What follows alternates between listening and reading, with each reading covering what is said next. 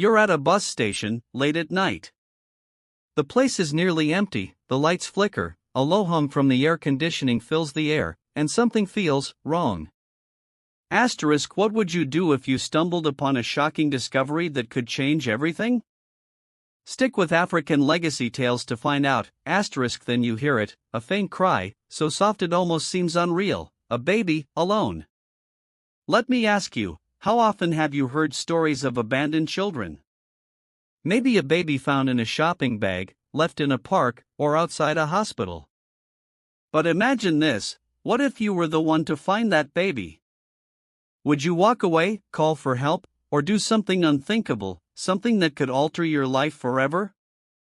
This is where Mark's story takes a dangerous turn. Stay tuned to African Legacy Tales to uncover the chilling truth. That's exactly how Mark's story begins.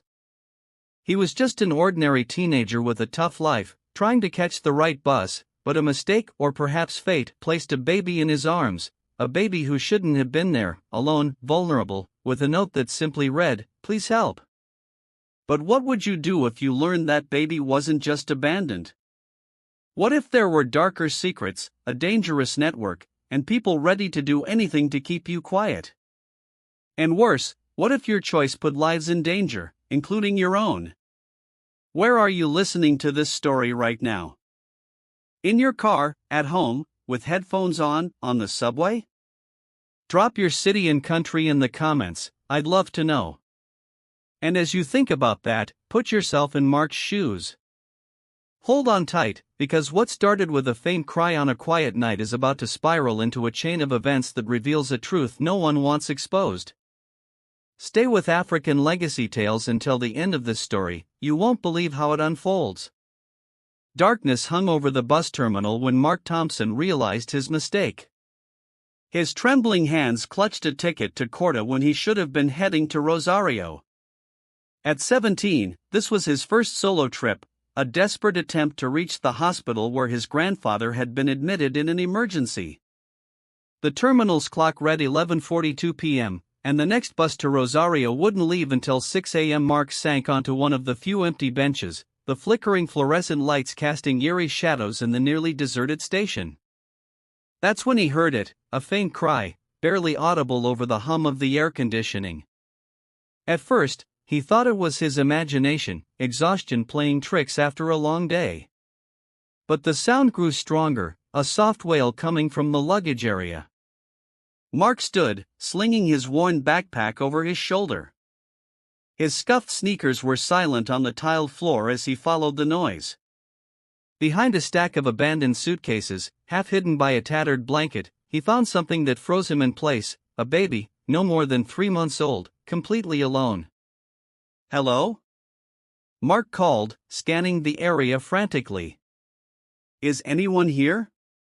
His voice echoed in the empty space, answered only by the baby's cries. The little one wore a clean but worn light blue onesie. Next to him was a crumpled note, scrawled on a torn piece of paper, "I'm sorry, I can't anymore. Please help him." Mark's heart pounded. With shaking hands, he picked up the baby. He was warm, too warm. "He's got a fever," Mark muttered to himself as the baby nestled against his chest, his cries softening to a whimper. Just then, footsteps approached, making Mark spin around. A man in a terminal security uniform stepped into view, his flashlight casting ominous shadows on the walls. "What are you doing here?" the guard demanded, his gruff voice echoing in the empty space. "This area's restricted." Mark glanced at the baby in his arms, then at the guard, and made a decision that would change his life forever. He couldn't just hand the baby over and trust the system to handle it, not after hearing stories of kids like his cousin Miguel, lost in foster care until it was too late. "He's my brother," Mark lied, his voice steadier than he felt. "He was with my aunt, but she had an emergency and left. I missed the bus." The guard squinted, his flashlight darting between Mark and the baby. "Got any ID, any documents for the kid?"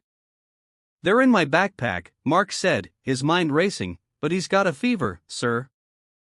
I need to get him to a doctor, please." What Mark didn't know then was that his snap decision was pulling him into a web of secrets far darker and more complex than he could imagine. The baby in his arms wasn't just abandoned, and the crumpled note in his pocket held more than a desperate mother's words.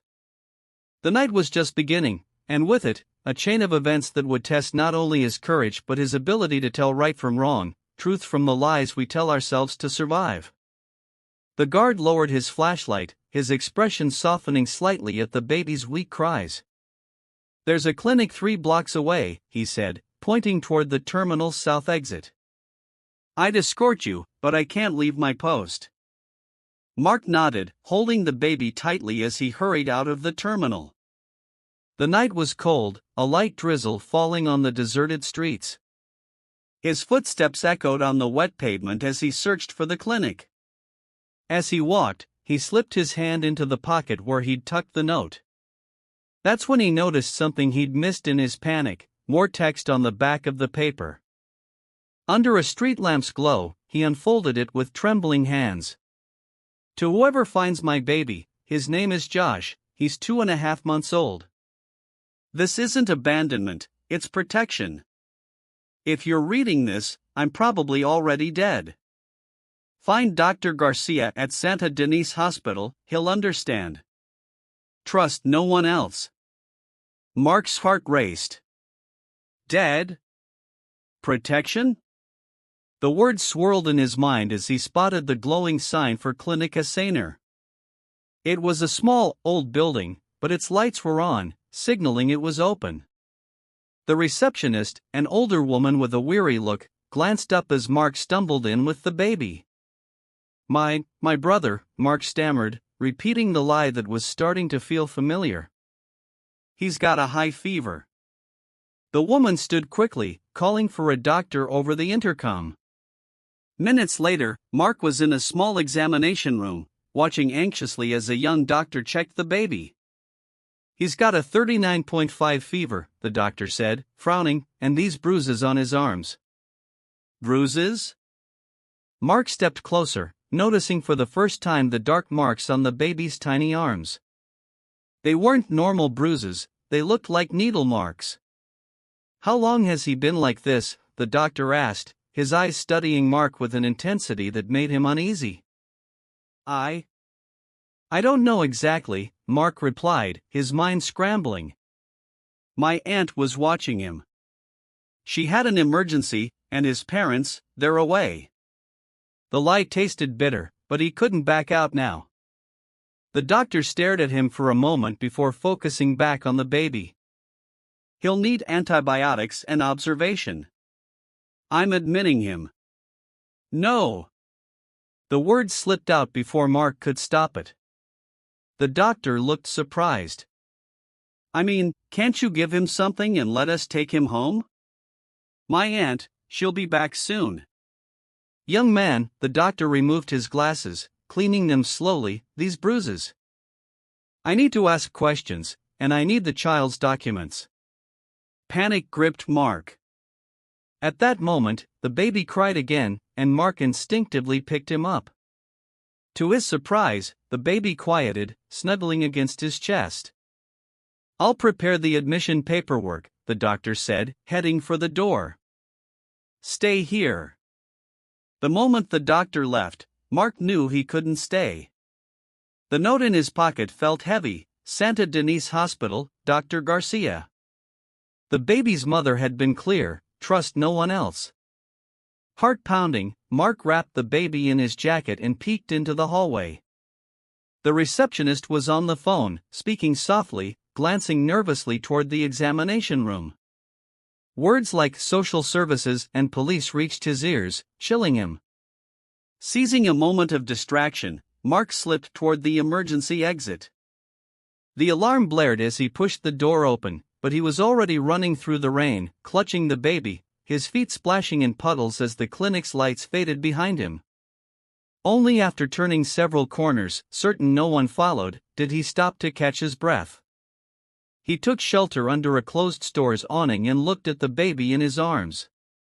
"Josh," he reminded himself, "his name is Josh." The baby gazed up with fever-bright eyes but was surprisingly calm.